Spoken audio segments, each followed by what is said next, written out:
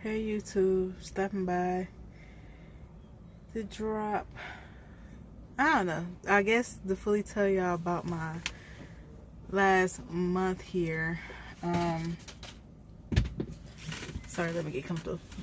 So I was telling you guys how I was team driving. I'm gonna tell you guys the story how it came about.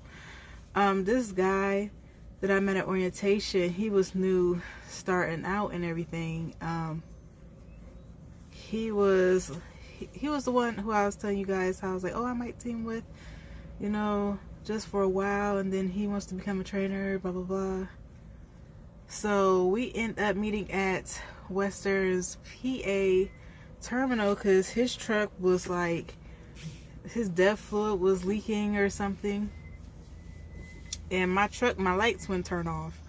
My headlights, they just stayed on constantly no matter what I did. They just were on. And with the new internationals, I didn't know if I had to go to the dealership or what. So we were at the PA terminal, and we were like, it was like 10 trucks ahead of us. We was like, crap, we don't want to sit here all day. So we were at our DM, because we had the same DM, and we were like, hey, is it possible for us to roll together to the Nashville terminal? It was like 11 hours away. I'm like, hey, is it cool if we roll to the Nashville terminal? That way, Nashville is the main terminal for Western. I'm like, that way he can get a new truck, and I think it's quicker just to go to Nashville to get everything done. So dispatcher was like, all right, cool, yeah, we can do that. Versus sitting in PA terminal was a hot mess. I'm kind of glad I went to Nashville to do my orientation and stuff, because it's just crowded, nasty, and just, I was ready to go. But the only thing about like PA terminal, it's really small. It's really small. It's literally a yard of dust and dirt and just holes everywhere, like big ass potholes to take the whole damn truck in. The only thing is they put their people in the Red Roof, and it's a shopping center and a plaza, and a lot of accessible things that I wish Nashville terminal had. So yes, I'm looking bright today. There's no way you can miss me, a big chick in a highlighter shirt. It's some bright red hair. There's no way you can miss me today. Anywho, back to the story. So we start off, I'm like, all right, we're in PA, and we was North Carolina, I believe. I was like, all right, cool. They went from North Carolina going back up to PA. I'm like, hey, are we still going to Nashville? I'm asking dispatcher. He's like, yeah, but there's nothing really going south from up north and blah blah blah. So fast forward, we left Monday night, and we ended up having to sit because night dispatch is just shitty, and they just sent us our load assignment, fuel. We was on E. I'm like, yo, nobody responded to us. So I'm like, yo, we just gonna shut it down, wait in the morning. So technically Tuesday. We didn't get to Nashville till Friday. I was so irritated. I'm like throwing my phone. Yeah, I threw a little tantrum and shit. Who cares? I just threw my phone. I'm so frustrated. I threw it a few times. My poor little phone. He was like, his home time was coming up, so he's chill, relaxed. I was supposed to be home. Like the last time I talked to you guys when I was in PA, I have yet to go home. I missed my best friend's graduation and stuff. Like that's something that was very important to me, and I they tell you, hey, request time off, blah blah blah. So I missed that. That was done and over with. But for them to take basically a whole damn week to get us to Nashville, I was just fucking through and tired, irritated as fuck. Because my truck has all my stuff in it. I wasn't expecting on teaming with nobody. There's then all his stuff is everywhere, and I'm like, oh my gosh, no. And the part about, like, he's a person, he rushes into things. Like the first day, first load we had, he's supposed to be my spotter. I saw that the trailer was too high, And I'm like, oh no. But the trailers were so close together like this. I'm like, you're gonna have to get a yard jockey to get it apart, because you can't get under there. But he's a skinny guy and stuff, and I'm like, you can't get up under there like that. So this smart ass like, just get your scary ass back there, blah, blah, blah. I'm like, so he's supposed to be spotting me as I'm backing. He loses focus. I go back and jump the fucking kingpin, and I'm like, what fucking good are you? Seriously, supposed to prevent that, and I did it anyway. Like, and then I'm yelling at him. It took my brains and his physical small ability to jack the trailer up, and for him, his hands longer to hold it while I go forward and get from up under it. So we end up getting up under it. I was mad about that, because I'm like, yo, people get instantly fired for this. Like, I had, like, one of my trainers got fired at YRC for this. Like, this stuff is serious. It's like he didn't take nothing serious. Like I said, at Western, we have to pay for the scales. They reimburse us on whatever check, I guess, the next week that, you know, that whatever that week that load is on, you get paid the next week. So he's like, I'm not giving Western back my money, blah, blah, blah, blah. Okay, cool, you do you. But it was a load. It was like 43,000 pounds. And I'm like, yo, we're a little heavy. You might want to weigh that, because we're hauling water and stuff. No, forget that. They got it in the right place. But when you're at, like, the shipper and stuff, they usually slide the tandems back or whatever. So you can't always trust that. And I'm like, yo, at least put it in the 8th hole, at least. So he didn't weigh it. Where did that pick up from? That picked up from PA. And we went to, had to be picked up. Yeah, we picked that up in PA, and that had to be delivered in North Carolina, Winston-Salem, North Carolina or South Carolina, one of them.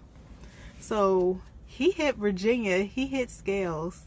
He hit a weight station scales, and they told him, hey, you are 2,200 over on your drive, your drives. I was like, oh shit. They told him to come, you know, pull over and fix it.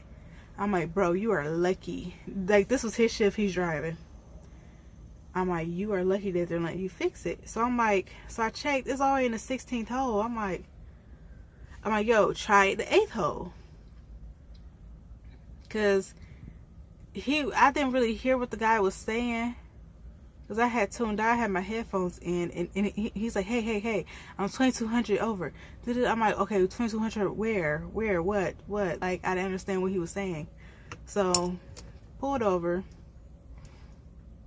I'm like, hey, try it in the 8th hole, because I'm not understanding where, what, we gotta move it, blah, blah, blah. So, we hit the scales again. Okay, now you're 1,300. And I was like, shit. I was like, all this weight. So the next time we hit the scale, still wrong. So he's like, hey, just move your tandems all the way up. So he moved his tandem all the way up to the 1st hole. Now, like I said, he don't pay attention to stuff. He be in a rush to do stuff and don't do it right. Because as I was talking to him, I'm reading the signs, and it's like, you have an hour to get legal, or else you're coming in to get your weight ticket. And I'm like, bro, you about to get a $1,300 ticket if you don't get this right. I'm like, this is why you need to scale when it's like past like 30,000. Scale below, because you don't know how these people are packing the weight. So we put it all the way in the 1st hole and got out. I'm like, bro, you way past the 40 mark, but whatever, that's on you. It should be done in the first place. So he said he didn't like my attitude that I had, because I told him, I'm like, see, this is what you get. Like, I'm like, I got an attitude with you because you're about to get a ticket. That could have been avoided. So anywho, the tension was just thick the whole ride. Like, I wanted to smack the shit out of him sometimes. Because he's like, you always do everything by the book. And da-da-da-da. But it's like, I had to teach him stuff that he didn't even know. It's a lot of stuff he didn't know. And I'm like, did you go to school? Like, how, like, you must have not. He said he went to the hood to get his stuff. He's from Atlanta. I'm like, alright, so I'm about to teach you some stuff so you won't get in trouble. you know, at least let me drop this knowledge to you. I'm like, this ain't my first company. What the heck? Okay, these dragonflies is distracted and they trying to get in the truck. Yeah. But anywho, so you know, I'm teaching everything. He didn't know about the runways. He like, this truck being scary going down the hill. I'm like, it says truck speed limit 45. What you want the man to do? 60? Let him do him. He not trying to hit the runway and get a ticket and stuff and maybe lose a job. You get a ticket for that? Yeah, that means you can't control your truck. I don't know. It was just stuff I had to teach him. He's like, wow, I learned a lot from you than when I was with my trainer. He's with his trainer at Western for a whole month. I'm like, and it's so sad, and it's not really all his fault, because there's a lot of stuff my trainer didn't tell me, but it's stuff I already knew because I went to previous companies. Like when you go to Western and you go to orientation, they just really talk about CSA and the Qualcomm, and like they're not talking about tandems. They're not talking about the weight. I asked my trainer, she didn't even know what specifically how much each hole was. And I'm like, oh my gosh, Western is setting people out here for the woo. Like, Western setting them up to get a ticket. Luckily, like my first trainer I ever had, the one who me and him got into it, I told her, I'm like, bro, I appreciate you. I appreciate your tough love and everything, because Western is setting people up for failure. But anywho, that was rough. So we got to Nashville. I got my truck fixed. He didn't like the truck. Well, the truck wasn't even ready. The one that he was supposed to get. He didn't like it. It had dog hair and stuff in it. I feel him.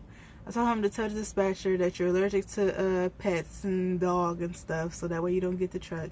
He could have waited. He could have waited there to get a truck, but he just be so in a rush and so impatient. So I understand you want your money to keep flowing and stuff.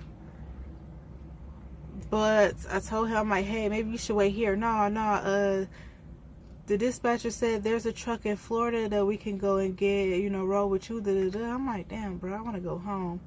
But I'm like, that's kind of messed up. I'm not about to do that to you. We drove a whole week to Nashville for you to get a truck, and you didn't get a truck. I'm not about to do you like that. So, all right, let's go to Florida. We get to Florida to get the truck. A driver left it at a Pilot in Florida. He got sick, or he broke a leg or something and couldn't continue driving. So they needed that truck to be sent to Atlanta. So that was supposed to be his truck going back home to Atlanta. He said it was like dog shit hair and all that in the truck. And we don't know how long that truck been sitting. He said he not doing it. Blah, blah, blah. I was like, oh gosh, it's too much tension. I like being by myself. It was just too much tension in the truck, because then he's getting smart with me. He got attitude with me, and I'm like, okay, bro, I ain't do nothing to you. I've been trying to help you out, so don't do that. I don't know. It just, then he got smart attitude about everything. Like, I got an attitude, but I don't show it unless something really makes me mad. Like, he was like, wondering why I was all mad at the DM and stuff. I'm like, cuz if you let them boss you around, push you around, that's what's gonna happen. Like, I was like, this ain't my first company. I know what to do. And now he see what I was talking about, because we were in Florida and he's talking about, oh, I'm about to get a rental to go home, blah, blah, blah. And I'm like, why can't you just wait and see what happens? Like, what other choices do you have? Like, oh, gosh, that's my story. I'm glad I didn't team drive in the beginning. But this whole month with Western, and I haven't been home yet, and I was supposed to go home weeks ago, I'm just really like this. I'm really gonna unpack my stuff out this truck and just give it back to them, because it's too much and I'm not getting paid enough. Like, team driving, we only got paid 25 cents per mile each, so we only did like 1,700 miles, because they kept giving us like little trips of like 300 miles and 400 miles, and we did empty miles of 100 miles and 200 miles, and I'm like, we're not getting nowhere. We are going in circles. So I dropped him off home yesterday. Dispatcher let me, he live in LaGrange, Georgia. Dropped him off, and that was that. So sorry guys, it's kind of a long video, but I'm just gonna tell you guys my experience with team drive and whatnot. So I'm making a video, talk to you guys about something else. Bye.